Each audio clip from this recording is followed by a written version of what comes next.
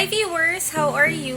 Ayan, so, kamusta na po ang aking mga viewers? Anyway, ayun, para po sa mga bago sa channel ko, sa mga medyo first time ako mapanood, ako po pala si Romina Babijes. I normally vlog about real estate, particularly about First Park Homes. Majority po ng vlogs natin are about First. I am a territory specialist. So, ako po ay isang agent, international agent. Direct po tayo mismo kay First Park Homes. Also, I specialize on international clients. Majority po ng nagtiwala at mga kumuha sa akin ng kumuha sa akin ng unit are OFWs or yung mga clients na nakatira sa ibang bansa. Yung mga PR, yung mga dual citizens, mga immigrants natin. So, I specialize on those kinds of clients. Pero, rest assured naman na kahit nandito ka sa Pilipinas, I can assist you pa din. So, mapa-local client ka man or mapa-international client ka man, I can assist you well. So, rest assured about that. Very hands-on naman po ako sa mga clients natin. Anyway, para po sa vlog na to, pag-uusapan po natin ngayon yung palaging tinatanong sa akin.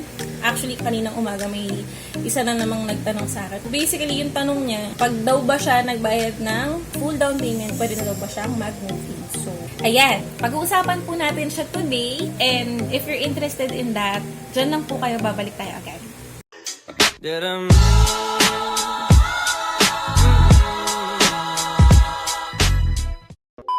Okay, ito po yung sasagutin natin na tanong ngayon. So, after full down payment, pwede na ba akong mag-move in? Or after kong bayaran ng buo yung equity, pwede na ba akong lumipat agad?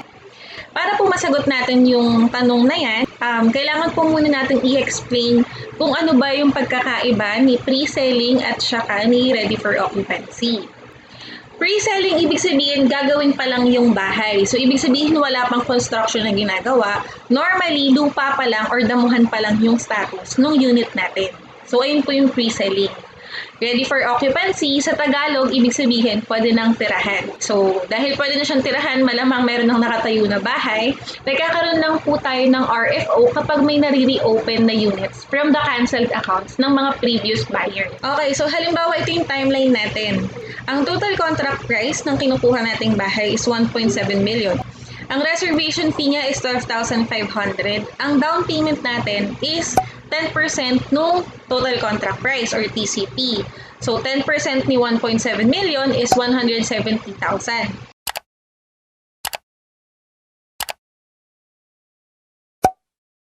Normally, ang tinatanong po ng karamihan is kapag binayaran ko na yung reservation fee at saka yung equity ng buo, pwede na ba akong lumipat agad? Naka-base po kasi siya, depende kung ano yung status ng bahay na kinukuha natin. So, pre-selling ba siya o ready for occupancy? So, malamang kung pre-selling yung kinukuha nating unit dahil 12 months to pay ang down payment, kahit pabayaran mo ng buo yung 170,000, kahit pa i-full mo yan on the first month, so malamang wala pa talaga tayong malilipatan kasi wala pa yung bahay na binayaran natin. Itong 12 months kasi, ito rin yung timeline nila engineering para tapusin yung bahay natin. Per batch natin siya nilalabas, per batch din siya binibili ng mga kliyente kasi yun din po yung construction period natin. So, para mas malinawan po tayo, for example, nakabili ka po ng unit sa second batch. Kunwari second batch na yung nabili mong Kalista Mid. Pero si construction team, tinatapos na pa yung mga bahay sa first batch. Kahit mag-spot down payment tayo dun sa second batch, kung hindi pa tapos yung mga units na nag-spot down payment din, mga nakatapos na ng payment sa first batch, hindi pa nila gagawin yung bahay natin. Ganon din po, pag halimbawa, second batch naman na yung gagawin nilang construction team, bahay mo na yung gagawin nila, tapos may nagsa-spot down payment naman sa third batch, hindi nila gagawin yun. Tatapusin muna nila yung mga bahay sa second batch. Pero halimbawa, ready for occupancy naman yung kukunin natin na unit. Kahit bayaran natin on the first month yung buong down payment, hindi pa rin po tayo makaka-move in agad. Kasi hindi lang naman po down payment yung kailangan nating isettle. Meron pa po tayong tinatawag na loanable amount. So, para po sa mga talagang baguhan sa real estate, ang ibig lang pong sabihin ng loanable amount is kung ano yung matitira kapag tapos nating bayaran yung down payment tsaka yung reservation fee. So, syempre, loanable amount, uutangin natin siya eh. Hindi naman porket pag umutang ka, ibig sabihin, uutangin ka agad. So, ibibigay pa natin yung mga kailangan ni bangko, Tapos i-evaluate pa ni bangko yung mga pinasa nating requirements. So kumbaga may processing time tayo na tinatawag. So yung processing time dun sa bank loan application natin, 2 to 4 months yung tinatagal. So sa madaling salita, kapag RFO po yung kinuha nating unit, 1 month down payment plus 2 to 4 months na processing time kay bank loan.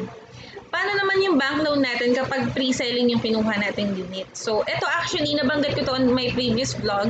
Yung 2 to 4 months na processing time kay bank loan, kasama na po siya sa down payment. Ito po yung topic natin last time. Yung mga pre-selling units na 12 months to pay, yung unang kalahating taon, ina-apply na po ni First Park Homes yung home loan natin. Ngayon, yung huling kalahating taon, last 6 months, ginagawa na po yung bahay natin. Nagsistart na po yung construction. Ngayon, ano pa po yung mga kailangan natin i-consider pagdating sa timeline? So, unang-una, kapag pre-selling po yung kinukuha nating unit, meron po tayong tinatawag na land development. So, ano yung land development? Actually, dito po nagkakaroon madalas ng disappointment sa part nila buyer kasi malamang sa malamang hindi po na-explain sa kanila ng mga agents nila na hindi porket tapos ka na mag-down payment, ibig sabihin pwede ka nang lumipat or tapos ka na mag-down payment, dapat gawa na yung bahay mo. Kailangan po muna natin unahin yung land development. So, kailangan ayusin yung kalsada, ayusin yung lupa. So, may mataas kasi na lupa, may mababa, hindi pantay, may malambot na lupa. So, kailangan muna nilang ayusin yun bago tayo mag-start ng house construction. Hindi pwedeng magkapalit. May mga pagkakataon po na tapos ka ng mag-down payment pero wala pa yung unit natin kasi katatapos pa lang nilang development. So after full down payment, loan takeout po tayo agad. After loan takeout, upon house completion, let's say tapos na po yung bahay natin, so baka mas familiar po kayo sa word na punch list. So ang mangyayari po doon, kasama po natin si turnover team, i-inspect po natin yung mismong unit natin. So kapag may mga kailangan pang ayusin, gagawin po ulit ni engineering team yun hanggang sa ma-satisfy na po tayo. Once satisfied na po tayo sa mga unit natin, saka lang po tayo mag-turnover. So kay RFO naman, mas mabilis. So diretso na po tayo sa full down payment, loan takeout, inspection period, tsaka turnover. Kay pre-selling po, around 2 years. More or less 2 years, depende kay land development. Nag-start tayo magbenta kay Tansa 2017, pero 2019, last year, may mga nakatira na po. So, ganon. More or less 2 years. Kay RFO naman po, less than a year.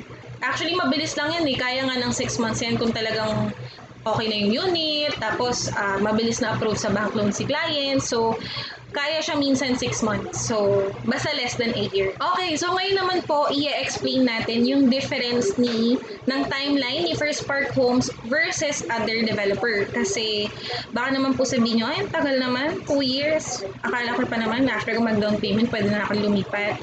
So, ngayon po, just to give you an idea, ito po ang timeline ng ibang developer. And actually, maraming developer po, ang ganito rin yung timeline nila. So, first month reservation, ganun din. And after 1 month, start na po sila ng equity or down payment. Tignan niyo po yung down payment nila, 20 to 24 months. So, more or less 2 years. Kay RFO naman, 10 months. So, unlike First Park Homes, isang buwan lang yung RFO natin. Imagine, magbabayad ka ng equity 2 years. Yun din yung reason kaya maliit yung monthly nila. Akala nyo po, mahal si First Park Homes kasi yung down payment natin, hinati lang natin sa 12 months. Kaya medyo mataas yung monthly natin. Pero, mas mabilis tayo makaka-move in. Mas mabilis yung turnover natin. Notice, yung processing time, hindi siya kasama during down payment. After down payment, saka pa lang po kayo mag-a-apply sa bank loan. Bakit? Kasi may mga financing institution po tayo na hindi nagpapautang unless 100% fully constructed na yung mga units natin. Processing time, 3 to 6 months. That is kung papasa kayo agad. Kasi may mga ibang developers, ayoko na magbanggit kung sino, pero may ibang developers, ikaw po ang mag-a-apply ng bank loan mo. Bahala ka sa buhay mo kung pumasa ka or hindi. What if nag-apply ka kay ganitong bangko, hindi ka pumasa?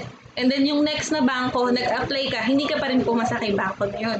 So definitely, lalagpas kayo ng 3 to 6 months. Unit inspection, 2 to 4 months. Yung turnover nila, 1 month. So, tignan nyo to, pre-selling, 1 month plus 24 months, 25 na.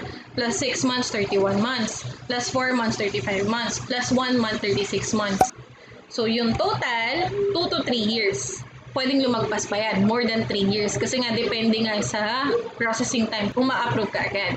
Imagine guys, yung RFO nila, yun na yung pre-selling natin. Kay First Park Homes, ang pre-selling po natin, 2 years. RFO naman, less than a year. Depende din sa requirements. So that's it for our vlog today. Ayan, inabot na po tayo ng dilim. Anyway, ayun, I hope may natutunan po kayong bago sa akin. And don't forget to subscribe kasi promise yung next vlog natin, requirements na talaga. See you soon. Bye-bye!